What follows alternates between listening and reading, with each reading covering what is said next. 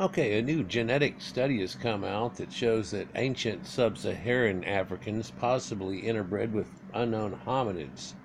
And this was a national cover story, but it didn't run very much, and it kind of shows you different origins and where different people could come from. Human ancestors living in sub-Saharan Africa may have interbred with unknown ghost species of early hominins. A study on the evolutionary history of salivary protein has indicated. You know how they swab your mouth or whatever? So it's unknown. Human relative could be a species that has been discovered, such as a subspecies of Homo erectus or an undiscovered hominid. It kinds of points to that during the age that it shows. Now, this was said by Omer Glucoman, assistant professor at the State University of New York at Buffalo. And he said that in a recent statement. We call it a ghost species because we don't have the fossils, he added. So, in other words, what they're thinking it is, it's something way back like Australopithecus form or something along that line, but they can't get the genetic data out of that to see if it is the same thing and to check yet at this point.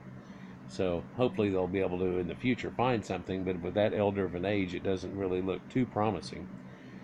The new research is among the most recent genetic analysis indicating that ancient Africans or sub-Saharan Africans also had tryst with other early hominids, kind of like their own Neanderthal. The research team traced the evolution of an important mucin protein called MUC7 that was found in human saliva, examining its gene in more than 2,500 modern human genomes. Now, when we look at the history of the gene that codes for protein, we see the signature of archaic admixture in modern-day sub-Saharan African populations, Glucoman said. The research team found that a group of genomes from sub-Saharan African populations had a version of the gene that was wildly different from versions found in other modern humans, even beyond the differences between modern humans and the Neanderthals or Denisovans. So something radically different, and this is what has brought about the change and why sub-Saharan Negroids are so different than the other people on the planet. The finding published on Britain's Molecular Biology and Evolutionary Journal showed that the ancestry of Homo sapiens are more complicated than originally believed. The study showed that genes mutate during the course of evolution.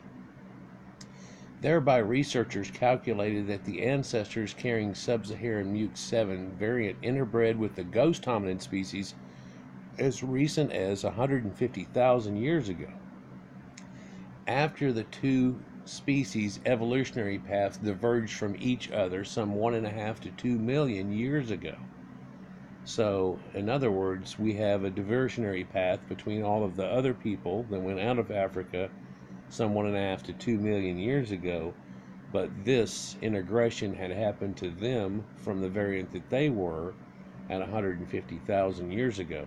And I think we can look at Homo erectus and see quite a variation on a theme going on there that's not exactly the same either. And then, of course, you have Naledi and Ergaster and a few others that are showing you quite a variation on a theme inside of itself. The new studies also find that the MUC7 gene helps give spit its slimy consistency and binds to microbes, potentially helping to get rid of the body of diseases causing bacteria, or helping to get rid of the body of disease-causing bacteria. So in other words, this MUC7 gene, when everybody helps in a salivary way of the consistency of spit or mucus, I guess, if you will, but it's radically different in sub-Saharan Negroids. And so it's quite an interesting finding there.